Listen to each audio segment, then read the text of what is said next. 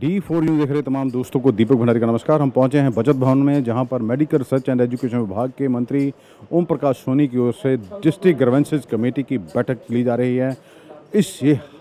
जब ये बैठक होती है तो जिले के कौन कौन से मुद्दे हैं जो हल नहीं हुए, क्या मुद्दे थे, अंदर आपको ले चलते हैं कि आखिर कौन कौन से अधिकारी बैठे हुए हैं और क्या क्या लोगों की शिकायतें हैं जिन्हें लेकर ओम प्रकाश सोनी की ओर से अधिकारियों को आदेश जारी किए गए हैं। वाली साहब कंप्लीट हो चुकी है सिविल सर्जन को 3 बार हो चुकी है। तो यही लिखा भी उन्होंने खिलाफ कार्रवाई की जाए, कार्रवाई उन्होंने खिलाफ तो होनी नहीं कि जेल साहब को पता नहीं केस लिखा सेक्रेटरी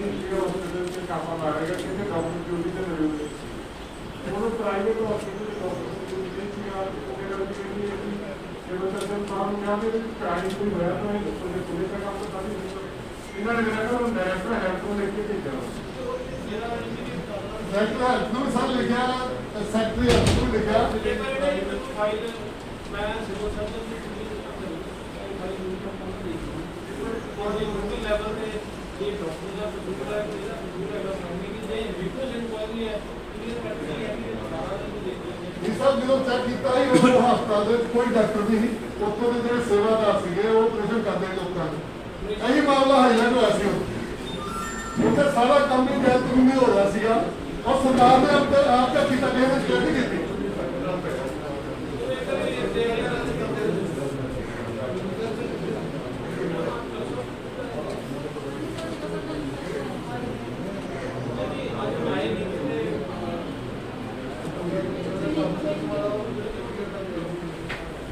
तो सर महकमा जांच के जेल साहब कार्रवाई करनी चाहते सीगे इन्होंने सिविल सर्जन को पूछा भी क्राइम दसो भी इन्होंने की किया वो दादा ही नहीं मेहरबानी दादा उन्होंने जेल साहब ने मिले डॉक्टर मिले थे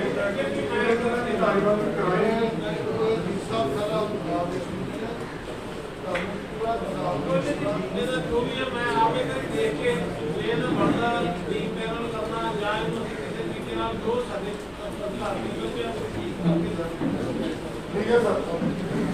हमारे साथ हैं कैबिनेट मंत्री ओम प्रकाश सोनी। से बात करते हैं कि आज डिस्ट्रिक्ट ग्रीवेंसेस कमेटी में क्या क्या हुआ है। आज जीवन ज्योत का जो मुद्दा है, हॉस्पिटल का मुद्दा फतेहगढ़ चूड़ियां रोड पर, वो प्रमुखता से उठाया गया है। इनसे बात करते हैं। आज डिस्ट्रिक्ट ਅੰਮ੍ਰਿਤਸਰ ग्रीवेंस कमेटी की मीटिंग जी असी की साढ़े MLA ਸਾਹਿਬਾਨ deputy commissioner Amritsar commissioner police commissioner corporation सारे ग्रीवेंस कमेटी के मैंबर्स सारे ऑफिसर समान सारे हाजिर सन। सो अज की मीटिंग तकरीबन साढ़े मैंबर सबान वालों 75 के करीब जड़ियाँ वो शिकायत आईयां सी एजेंडे जिन्हों के असी तकरीबन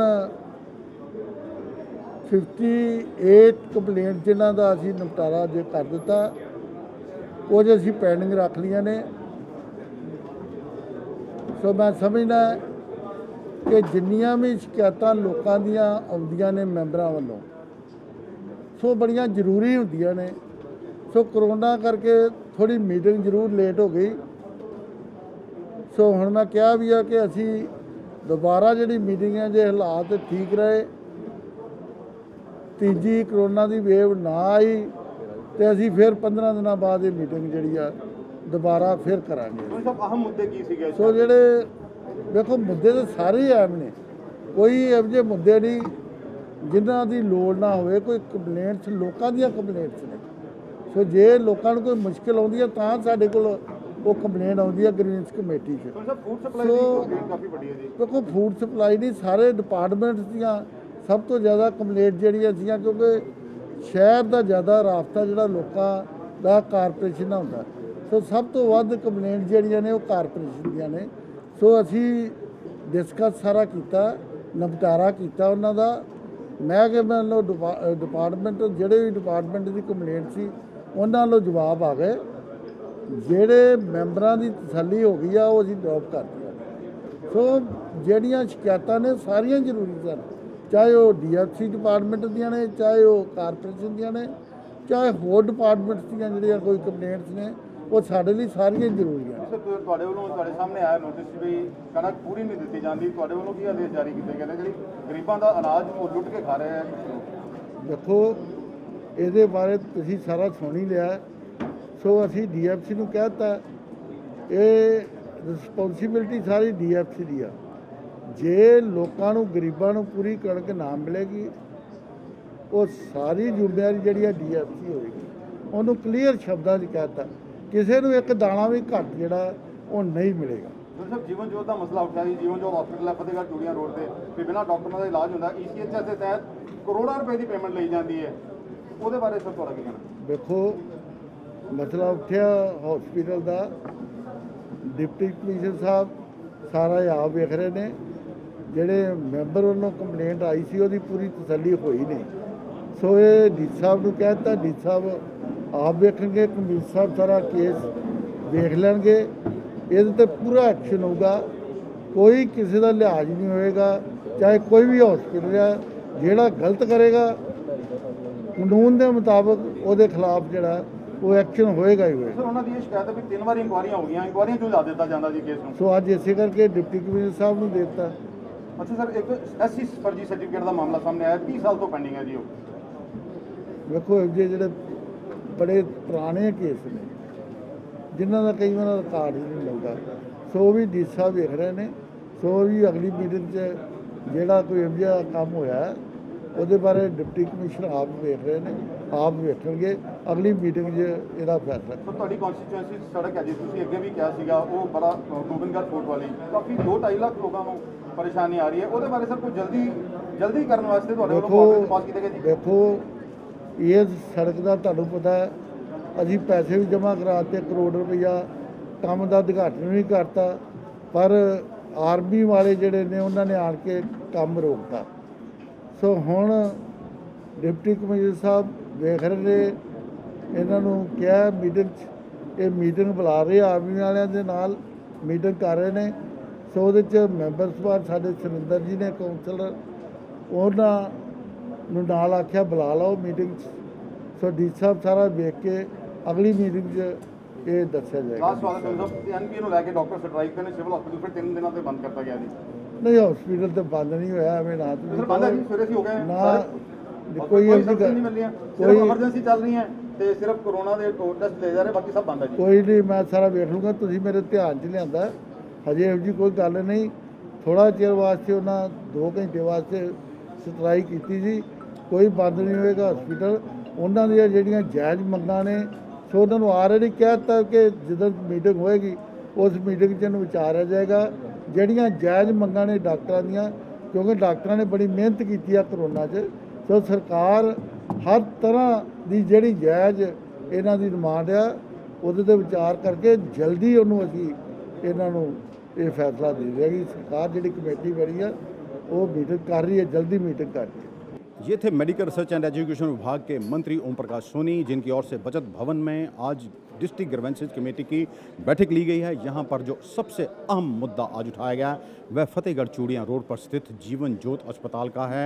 वहाँ पर आपको बता दें कि सिविल सर्जन कार्यालय की ओर से करीब 1.5 साल पहले दबिश दी जाती है। वहाँ पर 13 मरीज भर्ती होते हैं और ऐसा रिपोर्ट में पाया जाता है कि ये जो भर्ती यहाँ पर मरीज थे उनके इलाज के लिए कोई डॉक्टर नहीं था। ये इलाज वहाँ पर हेल्पर जो हैं उनकी ओर से किया जा रहा था। इस पर कोई कार्रवाई क्यों नहीं हो रही है? ओम प्रकाश सोनी की ओर से इस पर कड़ा संज्ञान लिया गया है और डिप्टी कमिश्नर व पुलिस कमिश्नर को इस बारे में जांच व इस पर कार्रवाई करने के आदेश भी जारी कर दिए गए हैं। इसके अलावा जो अहम मुद्दा रहा है वो मंडी को लेकर भी कई सवाल उठाए गए हैं। मंडी फीस पर भी सवाल उठाए गए हैं कि लोगों से ज़्यादा पैसा वसूला जा रहा है और कई तरह की वहाँ पर लोगों को परेशानी आ रही हैं। किला गोविंदगढ़ फोर्ट ये जो सेंट्रल विधानसभा हल्के में आता है उसके साथ एक सड़क है जो वर्षों से बंद पड़ी है। कई बार उसे खुलवाने की कोशिश की गई, आखिर वो क्यों नहीं खुल रही ये समझ से परे है। एनपीए के विरोध में डॉक्टर हड़ताल पर हैं। आज एम्प्लॉइज़ वेलफेयर एसोसिएशन की ओर से ओम प्रकाश सोनी को ज्ञापन भी दिया गया है। सिविल हॉस्पिटल में जो है 3 दिनों तक की स्ट्राइक की कॉल कर दी गई है। शगुन स्कीम के कितने केस पेंडिंग है इस पर भी बात की गई है कि आखिरकार लोगों को सरकार की ओर से दी जाने वाली सुविधाएं क्यों नहीं मिल रही हैं। पंजाब रोडवेज की बसों की हालत ख़राब क्यों है। क्या ऐसा कई रूटों पर बसें नहीं चल रही हैं जिससे लोगों को परेशानी हो रही है?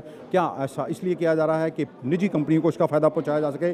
ओम प्रकाश सोनी की ओर से जीएम रोडवेज को भी इस पर खासी फटकार लगाई गई है। आपको ये बता दें कि अनुसूचित जाति एससी समुदाय से संबंधित 3 फर्जी सर्टिफिकेट सामने पाए गए, लेकिन बार बार शिकायत करने और मामला उजागर होने के बावजूद इस पर कार्रवाई नहीं हुई। ये समझ से परे है। मामला इंक्वायरियों में उलझा दिया जाता है और आखिरकार ये इस पर क्यों नहीं होती, सबसे बड़ा सवाल है। और जो सबसे अहम बात सामने आई है वो ये आई है कि फूड एंड सप्लाई विभाग की ओर से गरीब जनता के लिए आने वाला जो राशन है, सस्ता गेहूं, अनाज व दालें, वो लोगों तक नहीं पहुंच पा रही हैं। ऐसी शिकायतें आ रही हैं और डिस्ट्रिक्ट ग्रीवेंसेस कमेटी के सदस्यों की ओर से ये सवाल भी उठाए गए हैं कि लोगों को सही पूरा अनाज नहीं मिल पा रहा जितना लोगों को अनाज मिलना चाहिए। इसका ओम प्रकाश सोनी की ओर से कड़ा संज्ञान लिया गया है। उनका स्पष्ट आदेश है कि जो भी लोग इस भ्रष्टाचार में या लिप्त हैं या सरकार के खजाने को नुकसान पहुंचाने की कोशिश कर रहे हैं या फिर लोगों तक सरकारी सुविधाएं नहीं पहुंचा रहे हैं, उनका लाभ नहीं मिल रहा है, उनके खिलाफ सख्त कार्रवाई की जाएगी।